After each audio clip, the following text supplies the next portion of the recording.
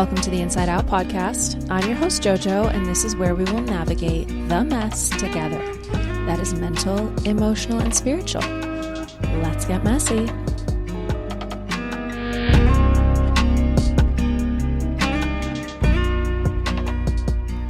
Hi, everyone. Welcome back. For those of you who don't know me, I'm Jojo, and today we're going to be doing something a little bit different. I want to start by sharing with you a screenshot that I found in my phone from a while back called Controlling Your 7 M's. And those 7 M's are your mind, your mouth, your moves, your mornings, your meals, your money, and your mood. When I saw this, I thought about, wow, this really correlates and taps into every aspect and area of our life that we can really audit. And if we are constantly on autopilot, which I know I have been, moving through your day without really asking yourself if you're in the driver's seat and conscious of these 7 M's, there's a lot that can go unnoticed and sort of fly under the radar. So today I wanted to break down each of these and have you guys break these down too. Not as a checklist, but really as a mirror for where you can shift and adapt and change in your life. So think of this episode as an audit, a real audit. And you guys, as you know, I will be taking this audit right along with you. So the first M is your mind. Your mind is arguably your most valuable asset, but I think it's one that gets the least intentional care. So do me a favor. Think about what you have consumed today before we got into this episode. What were you scrolling through on social media? What were you looking at on the internet? What did you turn over and read first thing when you woke up? What news outlet were you looking at? What did you do? What did you consume? Emails immediately? What conversation are you replaying in your mind over and over? What fears are you entertaining? And what did you let in to your mental space without really realizing it? Because our mind is not just our thoughts. It's a filter with which we experience life with, that we experience everything with. It's your relationships, your ambitions, your self-worth, and it really does run the show.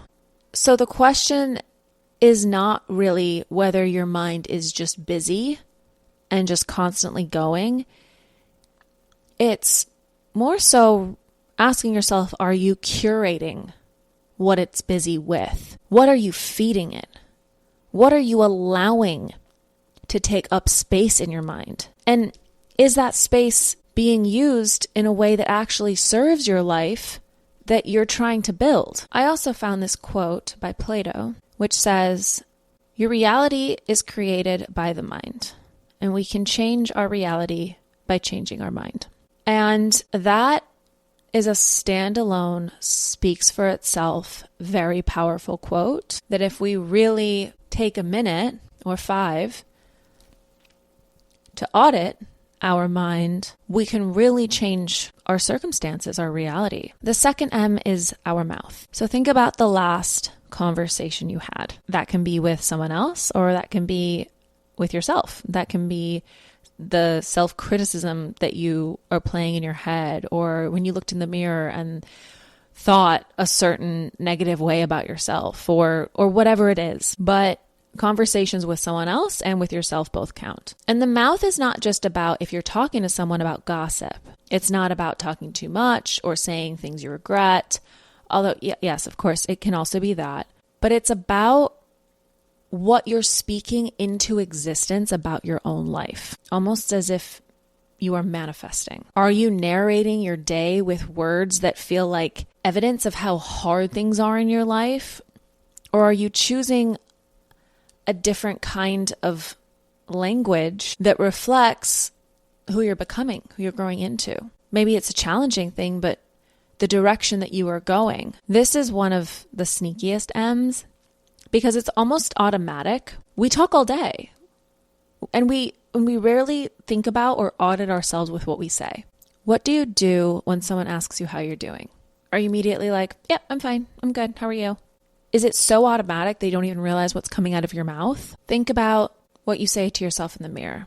Think about what you say about people that you love who aren't even in the room. Your mouth is a very powerful tool. But the question here is, are you using it with intention? The third M is moves. And moves can be two things. It is how you move your body and as an exercise and how you move through the world. So let's address the physical aspect first. Are you moving your body in a way that makes you feel alive? In ways that aren't punishing it, not overperforming for anyone else, but genuinely caring for it in the ways that it needs to be cared for? You only get one body in this lifetime. So are you really taking the right care of it? Are you exercising in ways that are beneficial for your body, not someone else's body, not your partner's body, not your friend's body? If running feels good to you, are you running? If Pilates is your thing, are you doing Pilates? If you need to wake up and stretch in the morning, are you doing that? Or are you just neglecting that and going about the other mundane tasks that need to be dealt with? If I don't wake up in the morning and move my body in a little way, whether that's a workout or if I can't get to a workout until later, if I don't just foam roll or stretch or do a little bit of like resistance bands work, I really feel it. I don't feel like I'm online. I don't feel like I'm available and ready to hold whatever I need to that day. I don't feel like I have the fortitude or the wherewithal to even function. And there are so many days that I don't give myself that space, that I don't move my body in the way that I know I need to. If I want to take a walk, sometimes I talk myself out of said walk. But I know that my body needs that. I know that my body needs certain things for it to function, for it to be working the correct way. And sometimes we put our to-do list over really what our body needs to do. There's a book called Your Body Keeps the Score. I know we've heard of it, but it really does. It holds your stress. It holds your joy. It holds your grief, your momentum. So when you stop moving your body, things get stuck. That energy gets stuck. Emotions get stuck. Ideas get stuck. Nothing is free flowing. But movement helps with all of that flow. The other side of move is how you move through the world, how you carry yourself, the choices you make, the direction that you're heading versus the direction maybe you say you want to head. Your daily moves are adding up to something. It's just, are you moving toward something on purpose, or are you just aimlessly going about your life, not sure which direction to go in? Because motion and direction are not the same thing. You can be busy, but you might be standing still. Whereas you can have a destination and be making conscious choices to continue to move in that direction. Let's go back to physical movement for a second. If you have a goal and a way that you want your body to feel, you have a destination. Therefore, you can make certain adjustments and daily rituals or routines in your life to get there. Maybe you're in chronic pain. What are you going to do daily that reduces that pain? Are you going to allow yourself that stretching time, that workout time, that time to literally move your body? The fourth M is morning. How do you start your morning? The way you start your morning is the way you start your day. And how you start enough days in a row is really how your life unfolds. I know that sounds a little bit dramatic, but it's true. Your morning is the one window and time in the day where you have the most control before anything and everything else has a chance to demand something from you. Before the notifications start, before the emails start coming in, before everyone else's priorities start competing with your own priorities, before your kids have anything that needs to get done, before your spouse needs something, before the list goes on. So what are you doing in that window? Are you rolling over and opening social media? Are you looking at texts? Are you checking the news. What are you doing first thing in the morning that sets the tone for your entire day? What does your alarm clock sound like? Is it a big jarring meh, meh, or is it something gentle and soft that's not going to completely disrupt your entire nervous system the minute you wake up? Are you someone who can get right out of bed, or do you need a little bit of time? If you need a little bit of time, are you giving yourself that space? Or are you jumping right out of bed and hitting the pavement and being stressed all day? Or do you know you need an extra 30 minutes, but you're not setting your alarm clock 30 minutes earlier? Oh, but you're tired. Well, then why didn't you go to sleep 30 minutes earlier the night before? We have control, but do we take it is the question. Now, I'm not saying that your morning necessarily needs to be this perfect 2-hour ritual with a cold plunge and a gratitude journal and a green smoothie. No. That's not the point. The point is that you're intentional about something, about anything. Even if it's just 5 minutes of silence or breathing or meditating before you pick up your phone. Even if it's you walking into your kitchen and making a cup of coffee and actually smelling the coffee and then sitting down with it for 5 minutes and drinking it and tasting it. Not having it be an abstract, absent-minded, oh, the coffee is there, drink it, go about that. No, slow down. Your morning sets the tone. So now you need to ask yourself what tone you are setting. The 5th M is meal. So I want to say something because I don't want this to get completely lost and mistranslated into this whole diet culture noise, but food is information. Every single thing that you put in your body is sending a signal. It's sending a signal to your energy levels, your mood, your clarity, how you feel when you look in the mirror, how you feel in your own skin, how your energy levels are by 3 o'clock in the afternoon. I'm not talking about restriction here.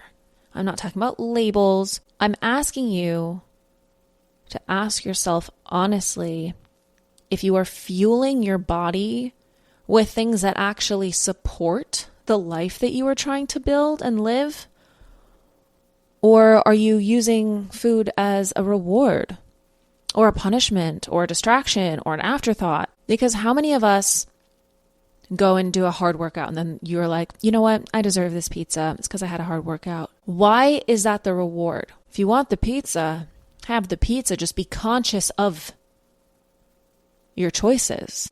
You don't need to just label everything as a punishment or a reward or this or that. But does that pizza make you feel good? Is it in line with maybe some health goals that you're trying to make? Is it aligned with those?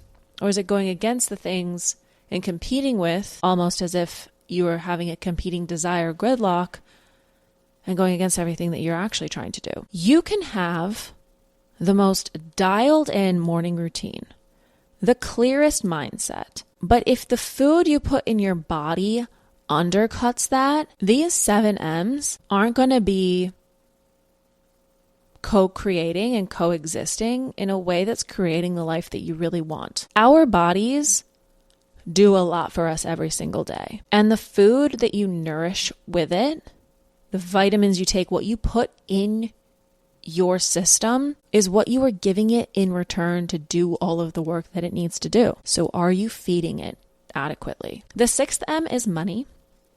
Okay, money. Listen, your relationship with money is almost a direct reflection of your relationship with yourself. And hear me out. How you spend your money, how you save your money, how you talk about money, how much anxiety you feel around money, how much shame, how much freedom, whatever it is the way that you really feel about your place in the world, your security, yourself. And I'm not saying that the people who feel the most in control of their money are the ones that are making the most of it, but they are the ones that have gotten honest about their patterns. And they've made peace with where they are, and that's the way that they can actually move toward where they want to be. So to keep this very simple, this question around money is not how much you have of it. It's how you're treating what you do have. Are you paying attention to your choices around money, or are you letting money run the show? Peace around money isn't a number. It's not, oh, when I have this much, then I'll be okay. It's a practice. And if you're not aware of your habits with money, the way you think about it, the way you spend it, the way you deal with it, you can't have any peace with it because there's no awareness. The 7th M is mood. Now, I think that this one might quietly control everything else, all the other M's, because you can have every single M perfectly polished on paper, and yet you can still sabotage yourself if your mood is just running on default. And mood is not to be confused with being happy all the time. Listen, this is life, and that's not the goal. I mean, of course we want to be happy, but the goal here is regulation and awareness and understanding what triggers you and what drains you and what fills you back up and what you need on a harder day so that you don't burn down something good just because you're tired or overwhelmed or scared. Now listen, I've been there. But if we don't know how to regulate, we can destroy everything. So are you managing your mood? Or is your mood managing you? And that's not a rhetorical question. I genuinely want you to ask yourself that and sit with it. Because the version of you that is emotionally regulated is going to be more productive. It's going to be more present, more patient, more creative, more magnetic. And the version of you that's not regulated is just going to be running on fumes and reactivity. Your mood is not a feeling. It's almost like a framework that you get to build. So what I want you to do, if you're not driving, is pull out your phone or a piece of paper. I prefer a piece of paper. And I want you to write down each of these M's. Mind, mouth, moves, morning, meal, money, mood. Just write them down. Don't judge it. Don't overthink it. Just you writing it down. And now I want you to give yourself a number, 1 out of 10, where you are with each of these. 10 being, I'm pretty good at this. 1 being, I need to definitely break this open a little bit more and look at this. Look at where you are genuinely thriving and where you are leaking energy without maybe realizing it until this episode. Now, you don't have to get overwhelmed and fix all 7 today, but just see them clearly, because awareness is always the first step. So let's get messy with this. Mentally, emotionally, and spiritually. Mentally, I want to leave you with something. Controlling the 7 M's is not about perfection. It's only about intention.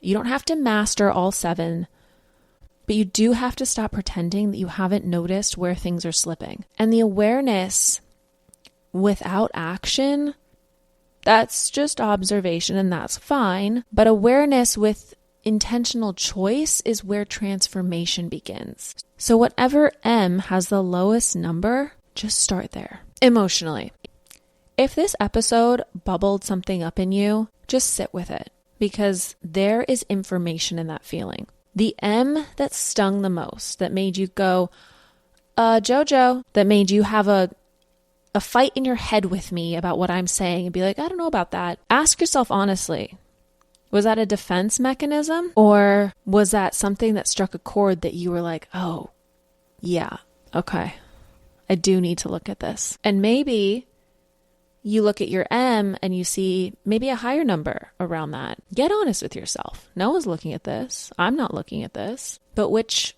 one stung the most? It just needs your gentle attention, not your harshest, talk down to yourself, be mean to yourself, most disciplined way of fixing it. No, be gentle, pay attention. You're not behind. You're just becoming more honest and realizing something. And opening this stuff up isn't a setback, it's transformation, and that's the whole point. And spiritually, the reason any framework like this works is not because of a list, right? It's because of what that list shows you about yourself and what it points you back to. Every single one of these M's is literally just asking you the same question in a different way. It's asking you, how are you showing up for yourself in your own life? Are you present for it? Are you in it with intention? Think about the 7 M's as 7 doors that you already have the key to. And that's all I have for you guys today. Thank you for spending time with me. And if this episode landed for you, please think about someone and share it with them. They might need to hear it, whether you know it or not. Feel free to leave me a review and rate this podcast. You know where to find me at _insideout.podcast on Instagram and the Substack. If you feel so inclined, please feel free to share whatever M that you decided to work on this week or give the most attention to. And I will see you all next week on Inside Out. Again, I'm Jojo, and thanks for hanging out with me. Have a great week. Bye.